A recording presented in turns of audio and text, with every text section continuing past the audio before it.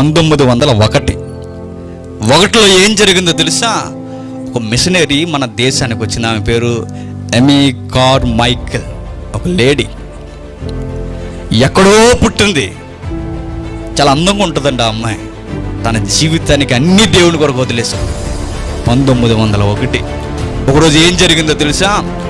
మన బెంగళూరు సిటీ ఉందే, silicon city అని చెప్పుకుంటాం.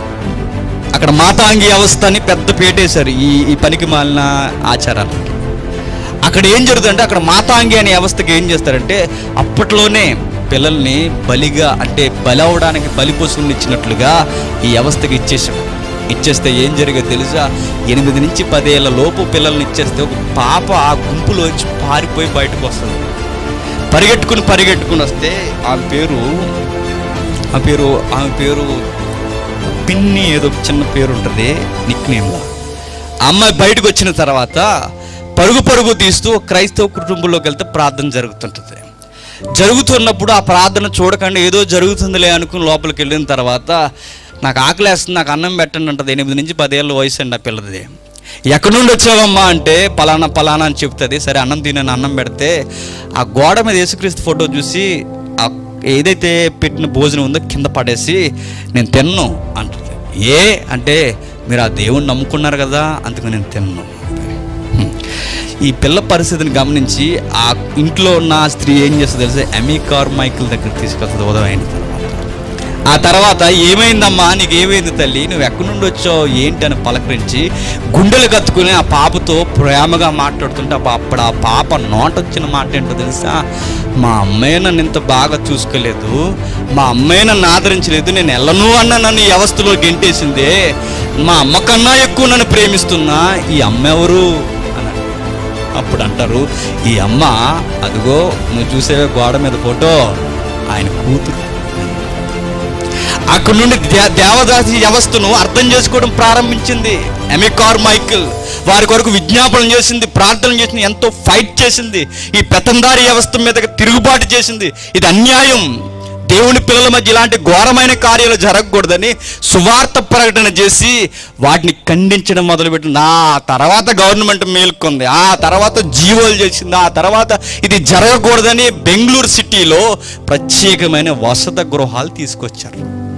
ఎప్పటికీ మీరు ఎమీ కార్మైకెల్ మీద వసతి గృహాలు ఇప్పటికీ ఆ డోర్లు తెరిచి ఉన్నాయండి. ఇప్పటికీ ఆ సంస్థలు ఉన్నవారు ఇప్పటికీ అక్కడ జాయిన్ అవుతున్నారంటే అక్కడక్కడ పచ్చిగా ఇంకా ఆ వాతావరణం ఉంది.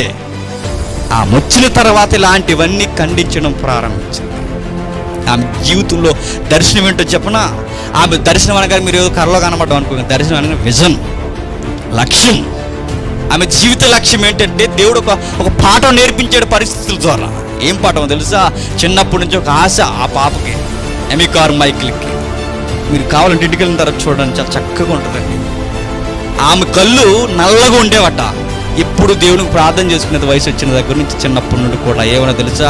మా అమ్మ కళ్ళు చక్కగా, ఫారినర్స్ కళ్ళు ఎలా ఉంటాయి, కిల్లి కళ్ళు ఉంటాయి, గాజు కళ్ళు ఉంటాయి, చూసారా, అలా ఉంటాయి.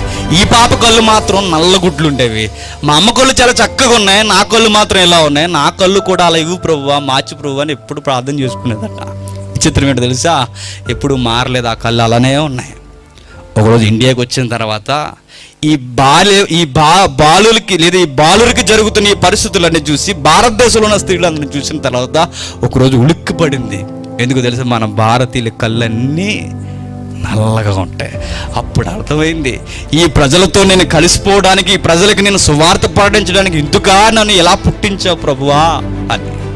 తనకు ప్రార్థన చేస్తున్నప్పుడు తెలియలేదు, ఆ తర్వాత అర్థమైంది, నన్ను ఇందుకే భారతదేశానికి దేవుడు పంపించడానికి నేను ఈ ఆకారంలో పుట్టాను. మనం ఎందుకు పుట్టామో తెలుసా? మనల్ని చూసి మురిసిపోతాను కదా అద్దం ముందు నిలబడి. మనం ఎందుకు పుట్టామంటే దేవుని కొరకు మహిమార్థంగా జీవించడానికి. మనం ఎందుకు దేవుని కొరకు బ్రతుకుతున్నామంటే అనేక మందిని బ్రతికింప చేయడానికి. అదే ప్రభువు నేర్పింది. ఆయన ఉన్నప్పుడు నేను లోకానికి వెలుగు అని చెప్పాడు. ఆయన వెలుతూ లోకానికి మీరు వెలుగుగా ఉండండి. మీ వెలుగు అనేకులకు కనిపించేలా, దీపస్తంభం మీద ఉండేలా దీపం ఉంటే అనేకులకు వెలుగు ఎలా ఇస్తుందో మీరు కూడా లోకానికి వెలుగుగా ఉండండి. మీ సత్క్రియలు లోకానికి కనిపించేలా బ్రతకండి అన్నాడు. అది క్రైస్తవులు బ్రతకంటే.